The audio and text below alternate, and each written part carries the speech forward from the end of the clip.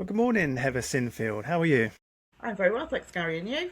Yeah, really good. Appreciate you coming on. I just said before we come on, I'm so glad to be reigniting these chats around wellness, and we're linked to the Quest Institute where we learnt cognitive hypnotherapy, and I know Yeah, you've trained in umpteen other things since then. yeah. But yeah, it's really great to have you on. Thank you very much for having me. Yeah, like I say, with my painting and decorating audience, every person I have on, there'd be something that people can relate to. And I know you niche or specialize in loss and bereavement, and it's going to be something which has touched obviously all of us. So I'm really interested to hear how this kind of come about, Heather. Okay. Um, it came around from I actually lost my daughter back in 1999. She was 11 months old when she died. It was 3 weeks before her first birthday. Didn't know there was anything wrong with her until she was 8 months old. Woke up one night and she was fitting, and she got taken to the local hospital. I'm a West Country girl, lived in Gloucester at the time. Hmm. Got taken to the local hospital, didn't know what it was, put her in a medically induced coma to try and stop her fitting, and took her down to Bristol, which was the nearest hospital with a children's intensive care. Yeah. For the first 2 weeks, every time they brought her out of that coma, she fitted. Wow. Eventually, they brought her out of the coma and she didn't fit, but by that point, she was in a coma by herself. It wasn't medically induced anymore. Wow. But the next 3 months in and out of intensive care with her, I was at the hospital the whole time, not knowing what it was. They eventually did a skin biopsy, muscle biopsy, liver biopsy, and sent them off to a couple of hospitals. One was Great Ormond Street, one was somewhere in America. And eventually, the diagnosis came back from America that she had a really rare genetic disorder that basically meant she didn't have enough of a certain enzyme and was unable to reproduce it herself. So from birth, she'd obviously had a supply from me, and then when it got to the point that she needed to reproduce it, she couldn't. And she eventually, at that point, they said she's got 2 weeks left. What do you want to do? And I said I want to take her home, and they said really don't recommend it because of all the machines and everything. So I Yeah. ended up taking her to a children's hospice in Barnstaple in Devon, and they were absolutely amazing. And she passed away about a week later. Oh dear. Um, so at that point, my ex-husband and I were in the process of emigrating. We were going to New Zealand. The day that she got taken ill, we'd exchanged contracts on our house, so we Wow. had in effect lost where we were living, Yeah. and sort of said, well, what we're going to do, and it's like, okay, let's still go, fresh start, everything else. We saw a geneticist after she died and got told that it was a genetic disorder, but that it only affects about one child a year worldwide, so it's really, really rare. And they weren't sure whether it was mother and father or whether it was just mother. And my ex decided that it was just through the mother's genes and it was all my fault. And Oh God. yeah, How yeah, tragic. yeah. And after moving over there, he got violent and blamed me, and I ended up coming back. And when I came back, I just felt that I lost everything. And I will hold my hands up. I did attempt suicide at that point, and I ended up in hospital for 3 months, diagnosed with PTSD. Wow. Couldn't, Yeah, I couldn't, mean, yeah, couldn't see a way just forward at that point. no, and I can imagine that, like obviously tragic loss and, your house loss, your husband. Yeah, I the world mean, had just been torn apart completely. yeah, absolutely. But Oh man. while That's, I was in hospital, I saw a lot of the same people coming and going, and they'd come in and they'd be sent home with medication, and then a few weeks later, those same people would be back through the door, and it was almost like one day I realised that that could potentially be my life, and I mm, realised that I didn't want that to be my life. So well, very they, much the emphasis on lots of medication. yeah, yeah, Mm, 100%. So I attempted to talk to a few experts, not to great effect. I was told by one it was God's will, and another that they didn't know what to say to me. I won't mention names. wow. Uh, and but eventually, I did manage to get myself sorted, and yeah, it was like I realised I just had to start living again, and Eventually one day I was on the tube or the train, and I saw an advert at Great Ormond Street Hospital. We're looking for people to work at the end of life team, the child death helpline, and so I contacted them. And after a lot of training, I worked with them, and I was supporting other bereaved parents and people who had been given that end of life diagnosis for their child. It was an amazing job. It was really tough. It's probably the hardest thing I've ever done, but it's the most rewarding thing I've ever done. If you've got somebody, a lot of it was on the phone. If you've got somebody on the phone who, the first 10, 15 minutes couldn't even get a word out because they were Mm, sobbing. mm, And by the end of the phone call, even got a bit of lightness or even a laugh into their voice. mm. You've done something right. And I think knowing that I'd been through something similar was a bit of a light for them, that they realised that it didn't always have to feel as rough as it was at that moment. Christ, that's so admirable. You doing that? But Amazing. I think because I found it so hard to reach out to find anybody that helped, I didn't want anybody to feel as low as I'd got. And also in my mind, if I could stop one person from feeling like I did, then Sophie didn't die in vain. There's Yes, a purpose, and that has been what's driven me ever since. If I can stop that one person from feeling that low, then she didn't die for no reason. 100%. So you helped out at Great Ormond Street and obviously had a ton of training and Yeah, what with your experience were able to help many people. yeah. Did you train up? How long after, in terms of training to be a cognitive hypnotherapist?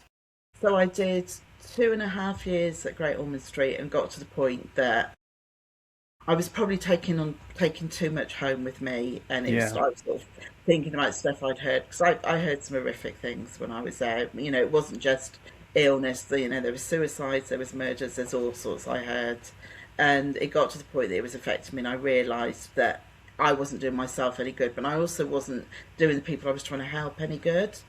So I went quite corporate for a while. I worked for a company that made, sounds corporate, it's not that corporate actually, made orthotic devices for children with club feet. Okay. And I ended up general manager of that company, and I used to travel the world attending conferences and explaining about these devices and seeing doctors and this sort of thing. Mm. 2020 hit, and COVID, as it changed our life for so many of us. I got COVID quite badly quite early on, and I sort of June 2020 I caught it, and I had 3 months that I could barely speak because I was coughing so much. I Wow. wasn't. Yeah, it was pretty horrendous, and I ended up being made redundant. And I'd always missed that, what I'd done at Great Ormond Street, that feeling of helping people. And I had a friend who trained in, I think, Q14 inquest, so quite a long, long time ago, and he'd Mm. also spoken about it, and I'd always been really interested. So I sort of reached out and spoke to him again, and then I applied and got on the course, and yeah, launched within. I think we got our certificates on the Sunday, and the following Tuesday, I was being interviewed on the local radio station about it, because I thought if I was going to do it, I had to do it properly. And I Yeah. thought I'm not just going to do it part time. I'm just going to go for it and see what happens. When, because a few times, I'm going to get more people from Quest and stuff on here. And when we mentioned Quest, obviously that was the where we learnt our cognitive hypnotherapy. But people can drum up all sorts of pictures in their mind about cognitive hypnotherapy, and which Yeah, are probably most of it's wrong. yeah. Um, Briefly, how would you describe it to I would change people's perception? I would describe it as having a toolkit of lots of different modalities that you can Mm, bring together to create a bespoke program for that person sat in front of you. yeah, And I don't believe in sort of working with labels. So everybody with anxiety doesn't get treated the same, because as people we're all different. So yeah. having that huge variety of techniques, and I hinted at, I've done a few other courses since that I can pull into it, but bringing all of those together to bring something personal for that person sat in front of you, I Mm, think makes such a difference, because you do hear really bad stories of hypnotherapy still about sort of, people just read from scripts, and Yeah. You know, you might as well subscribe on the Yeah. internet type thing. Yeah. And it's not like that. It's working with the person in front of you to see those results. Yeah. And it's like, if someone comes to you with, say, they're got whatever phobia or whatever problem, we were taught you're already hypnotized. We're not going to hypnotize you into a deep sleep. We're going to No, de-hypnotize yeah, you the problem. from your any given problem. Yeah. So And some we, and some people sat in front of you don't even realise they've been hypnotised because it's mm, conversational. that's right. Yeah, Absolutely. yeah, If you're scared of a chihuahua and you run away and climb up a lamppost to avoid it, your brain's already been hijacked. You're yeah, hypnotized already. So yeah, we need to de-hypnotize people from yeah. any given state. It's unlearning those automatic brain reactions, isn't it? And showing Yeah. the brain a different way of doing it. Also, what I learn is, like you said, we're all completely different, and just understanding myself and understanding how my brain works, how I feel, that was a massive game Yeah, changer for me. yeah, 100%. And I think some people just need to have those feelings validated. If Mm, for so long they've been perhaps dismissed by somebody or told, "Oh, don't be stupid for thinking like that," or just not even feeling heard, just that feeling of being in a room with somebody that's in their that it's their space for that hour or however long the session is, mm, and they can actually be heard and feel that somebody's actually understanding and wants to know what they've got to say. yeah, and that's the trouble, isn't it? When you speak to friends and family, there's because they're obviously not trained and don't understand how your brain works. Yeah. It's like it's almost impossible because they're only given advice from their world and how they see the world. We all see things differently. Yeah, and it's the same with bereavement because when you lose somebody, a friend of mine's just lost her husband at 47, and so really young, and to start with, your friends and your family are all sort of rallying round and are there for you, but it doesn't take long for those people to drop off and get back to their own lives, Mm, and you feel really alone and isolated. And it's just sort of allowing those people to have a space to be able, sometimes they just want to talk about the person they've lost, and they don't feel they can do it with people that they know because they don't want to burden them. yeah, Or if it's a relative of the person that's died as well, they perhaps don't want to upset that person as well. So talking to a stranger is a massive thing for them because it just gives them that space again. yeah. When you see clients, obviously it takes time and you never get over it, but you learn to live with it and stuff. 100%. When you Yeah. see clients, do you have clients which have just held on for many, many, many years and, haven't Yeah. kind of not moved on is the wrong word, but, haven't learned to live without that person? Yeah, 100%. I see a mixture from sort of the quite recently bereaved to, like you've just said, those that have been sort of years ago, 10, 15 years, even more, that are Mm, still sort of holding on and still haven't found that way forward. And, they still talk about we and we do this mm, as though it's the present tense. And it's just sort of helping them to see that there is another way. And you're right, you never get over it. The way I've described it with losing my daughter is I've learned to live with a piece of me missing, mm. and it's not the life that it was before and it never will be, but I've still got a life that I enjoy, and it's helping people realize that even though they've lost a massive part of their lives, they still can enjoy their life. Yeah. What ways do you find, I know it's going to be different with every client, but what understanding do you give people in terms of them moving on? Like, I know we're all different, but what often ones which are really struggling for many years, what seems to be like key sort of highlights as to why they struggle? I think those that have struggled and hold on for a long time, there tends to be have been I don't know, perhaps some guilt around the relationship, or the Mm, relationship has been a bit difficult for whatever reason. And those ones tend to be where people have held on for longer. And like you said, we are all different and we all deal with grief differently, but our relationships are also different. So the relationship with that person that we've lost is also different from person to person. And it's very often when those relationships have been a little bit fraught, and there's been the fights and all of this sort of thing, that people then feel added guilt, and I wish I'd done. Those sort of feelings then come into it, and you find that they perhaps feel it feels harder for them to let it go, because it almost feels like there's unfinished business. Mm. So sometimes, by you obviously have trained requests Gestalt chair, by taking them back and allowing them to have a conversation with the person they've Yeah. lost, can help them to release some of these emotions and allow them to say some of those things that have been unsaid, Mm. and to then allow them to put that bit in the past, and perhaps then give them the freedom to grieve. I don't want to use the term normal, but grieve in a better way, Yeah. rather than being restricted. Yeah, what you just described was it's so fascinating, isn't it? Like people, could you just describe just very briefly like how that works and how you can go back in the past, so to speak, and reframe stuff? Because when I did it with myself to my younger self was bloody amazing, it's Yeah, so yeah, powerful. Um, yeah. so yeah, how does it work? So just by sort of, imagining your life as sort of a line, almost like a line on a map, and sort of saying, those feelings that you've got, if you can sort of follow your mind back to when you first had those feelings, or you were aware of the problem with the person, and take them back to that sort of first situation that they can remember. And they might not even remember it, but there's a part of their brain that will. Yeah. And by putting them into that trance, they can go back, and then allowing them to sort of look down on that conversation, and then take it even further by taking them down into that situation in their mind, so they can talk to the person in front of them and say what they need to say, but also it then gives them the chance to hear what they need from that Mm. person in front of you. So, for example, if it was a parent and you'd had a bit of a sort of tumultuous relationship with your parent, you perhaps hadn't been the best as a teenager and had got into a bit of trouble and all this sort of thing, even being able to hear that parent say, "It's okay, I forgive you, I love you," Mm. is sometimes enough to be able to let that go and move on.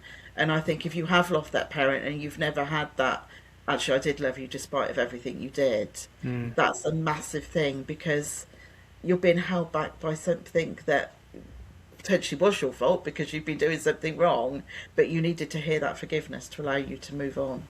Mm. And it does allow you to move on because your brain doesn't know what's reality and what's Yeah, not, right?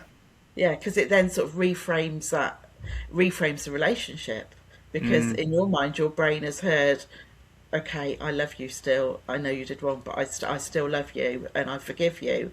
And sometimes those words are all you need to hear.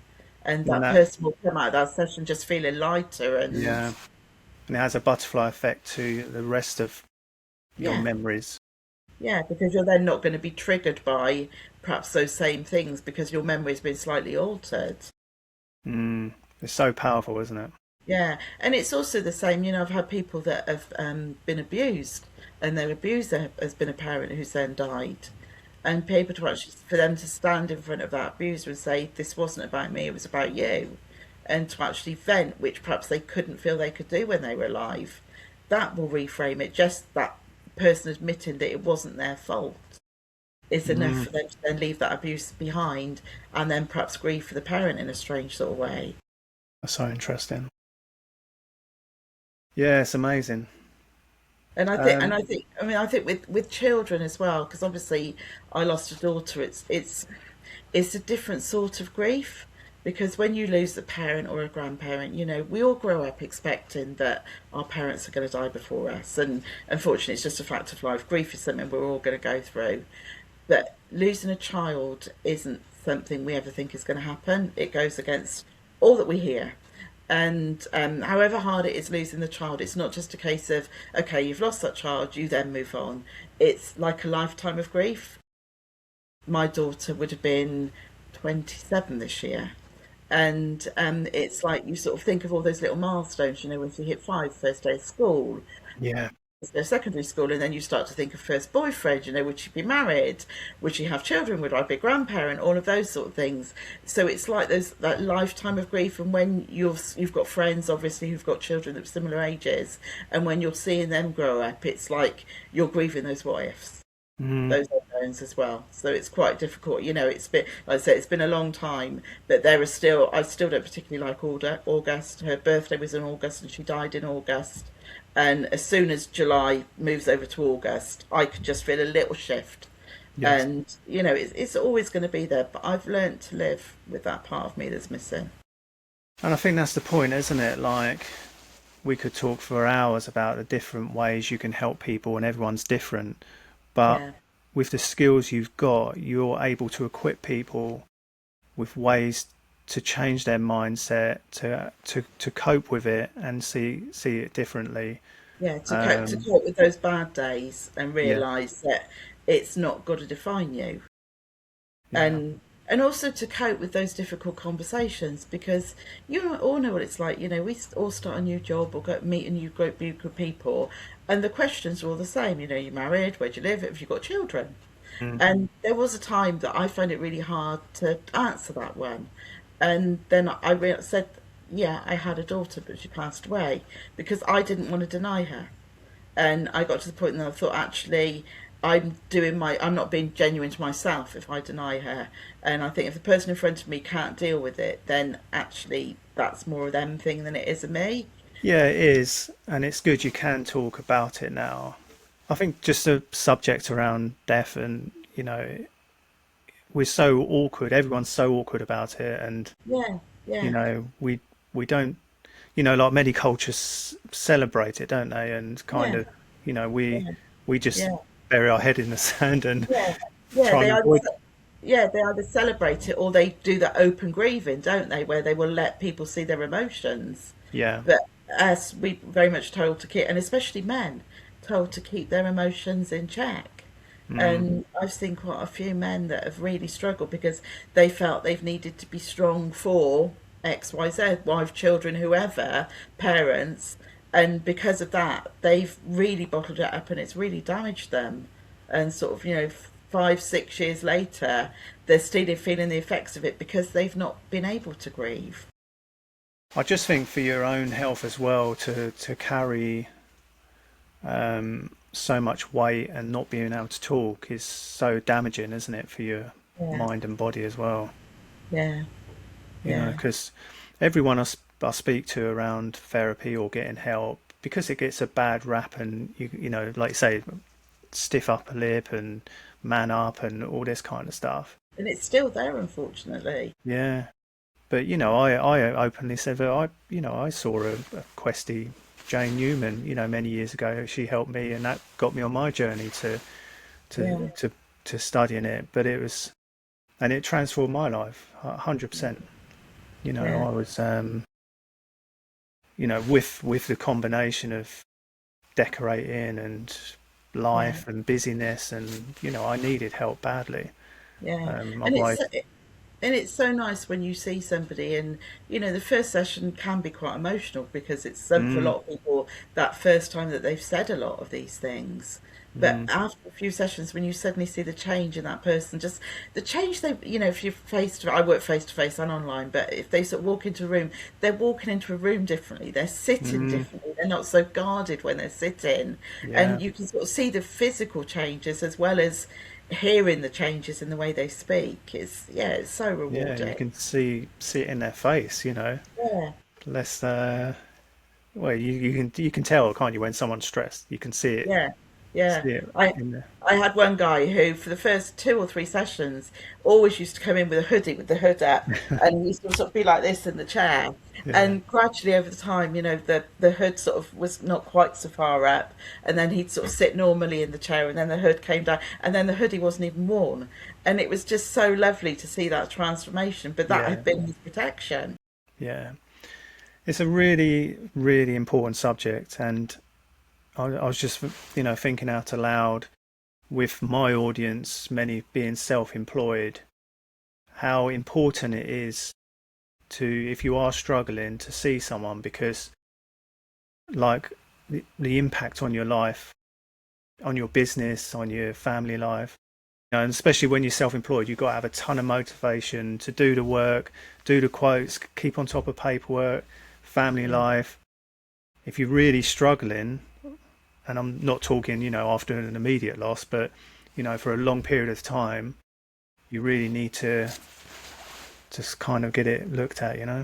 Yeah, because it does. It affects every aspect of your life. And like you said, when you're self-employed, it's easier almost, isn't it? To say, I can't bother to do that today. 100%.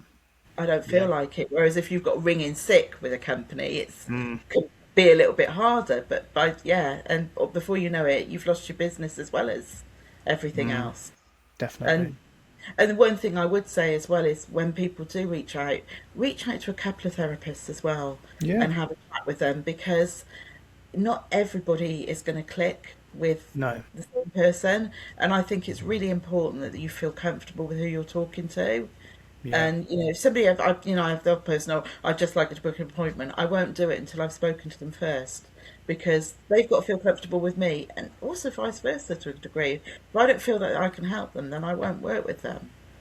Just, yeah, and I agree with all that. Just out of curiosity, say, we always say like go to your doctor first and kind of just to make sure you're not being diagnosed, but if there's any, Underlying.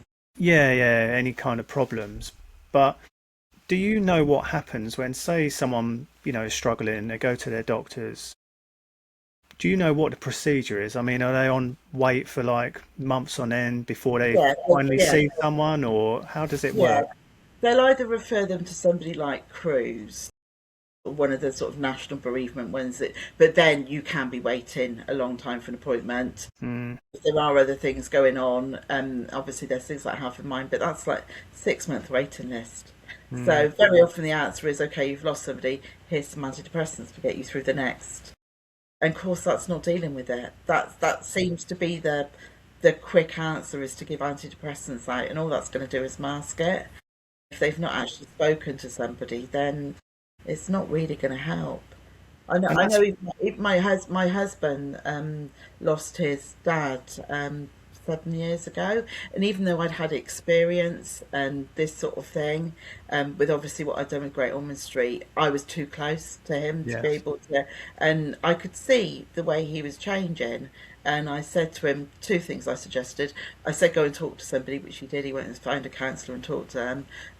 He'd also he'd been working in a builder's firm, so he was used to all of the banter and all this sort of thing. He was in the office, and he went from there to the civil service, and a lot of that is very PC and none of the sort of lads badge and all this sort of thing. And it was also a lot more online than it was face to face. yeah, And he just hit 50, and I said, go and join a walking football team, yeah, because then you're getting out with men with a similar interest, and you can have that lads band and that sort of thing. It's the best thing he's ever done, is forcing himself out to mix with people of a similar age with that similar interest. And most of them, ironically, are painters and decorators, or postmen or binmen. But yeah, that's the sort of main dynamic of those that play. But it's great because, and they've got a WhatsApp group that's pinging constantly yeah. and all of this sort of thing. But it's just, stops that isolation for people.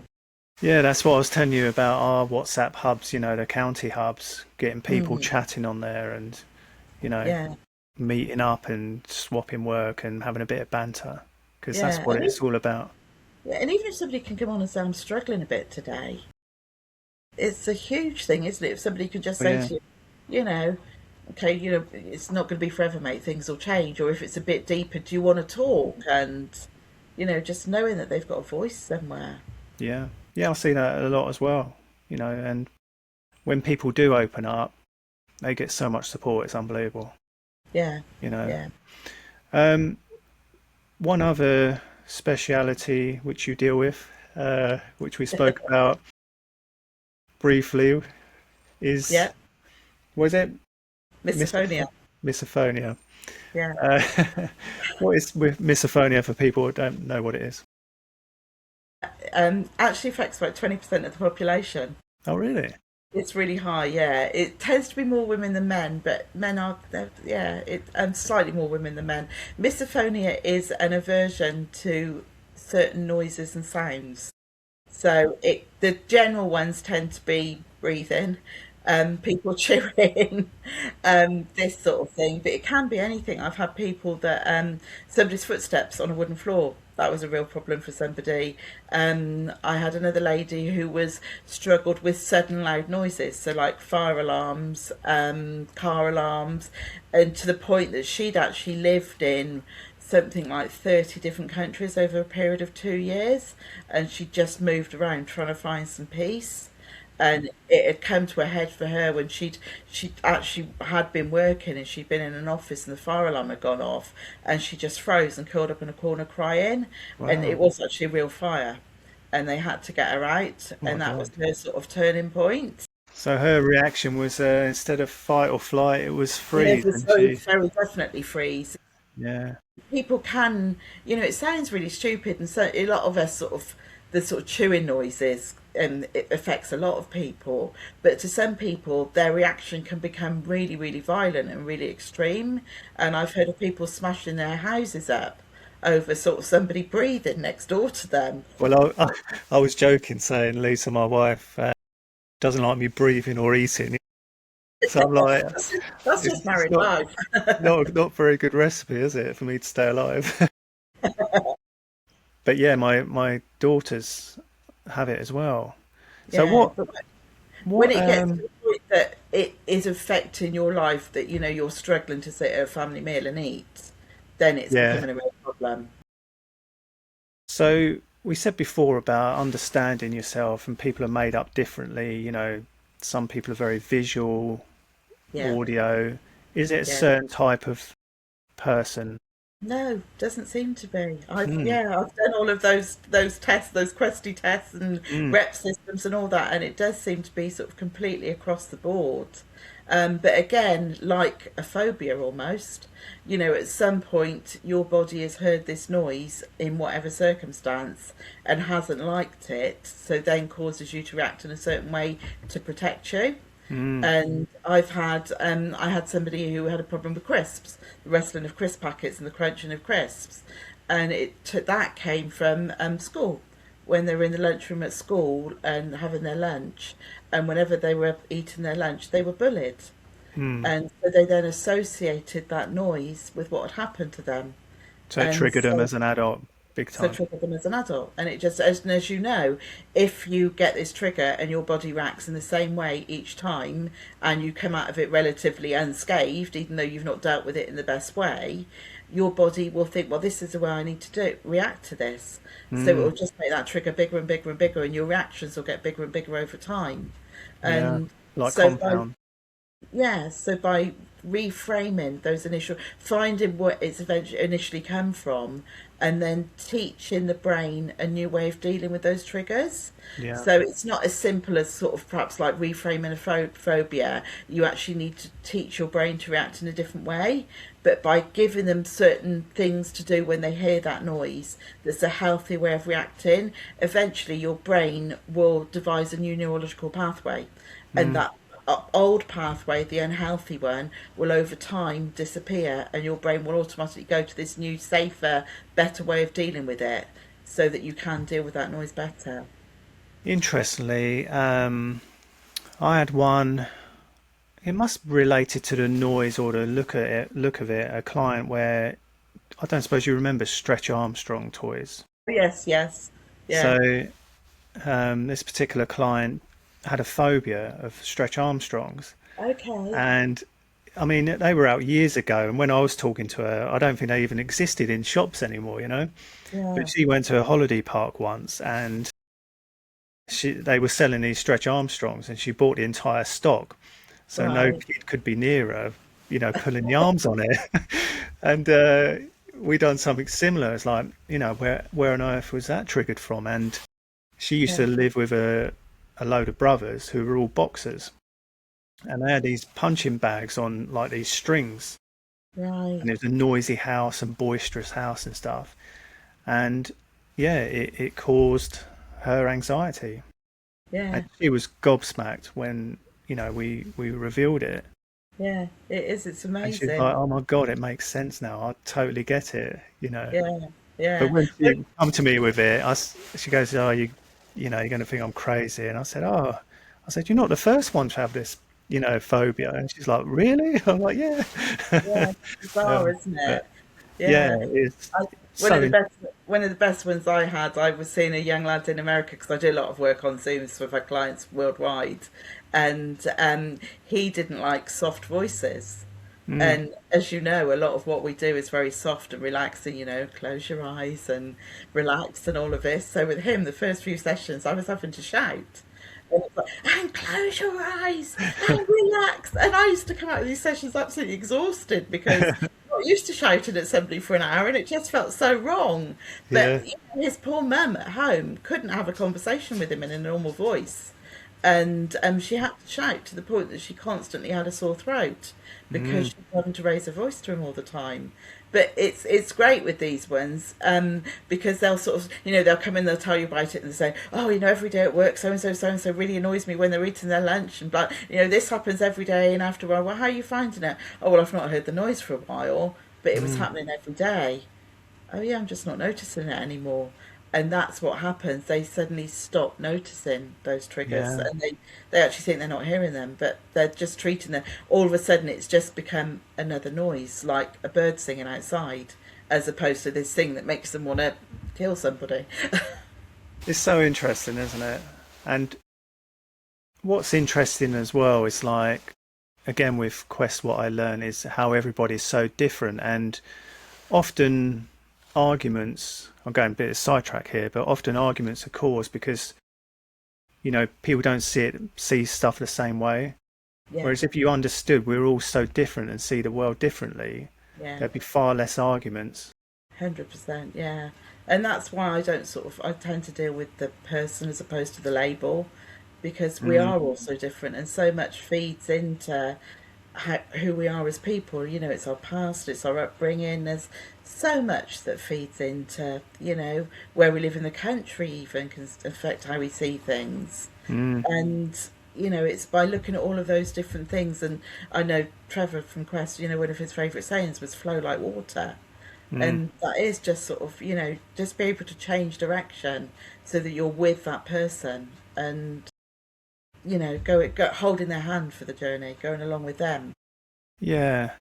And another big outtake for me was learning what's in your control and what isn't. Yeah, oh, And 100%. Yeah. most of life is not in, you can't control it. No, no. And Well, if you try to, then you're in for trouble. yeah, 100%. What somebody says to you, that sort of, even if it's a flippant comment, that it can affect us. Some people get Mm. really affected and really sensitive, but you don't know what's going on in that person's life and you've got no control over it, but you can affect whether it lets you, feel bad or affects you for the rest of the day. Yeah, there was a recent one of my brush wizards, like a customer had said something horrible, and it really, really affected him, and it's obviously brought up probably some memories from the past and that feeling of not being good enough or whatever. Oh man, we could talk forever. It's really great conversations. Really appreciate you being open about what happened to you in the past and You're welcome. how something wonderful's come out of it, how you're helping people now. Um, I just want to encourage people if they're struggling in any shape or form, just to reach out. Yeah, There's plenty of 100%. questies out there to help. Yeah. Um, You won't find any judgment. We're here because we want to help you. and again, that's why I want to, because I believe in, we call them questies, where we learn, obviously you learn other stuff and, that's just one of your modalities. But I believe in it so strongly, that's why there is an alternative other than waiting months and then go to the doctors and wait for referrals and stuff. And You also, know, I think with those referrals from the doctors, you tend to just get a very limited number of sessions.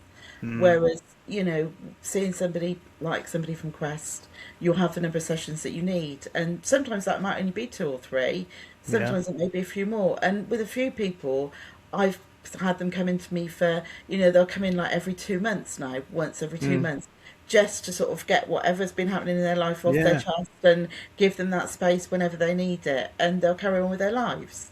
almost And like a little top up, just yeah, yeah, yeah, yeah.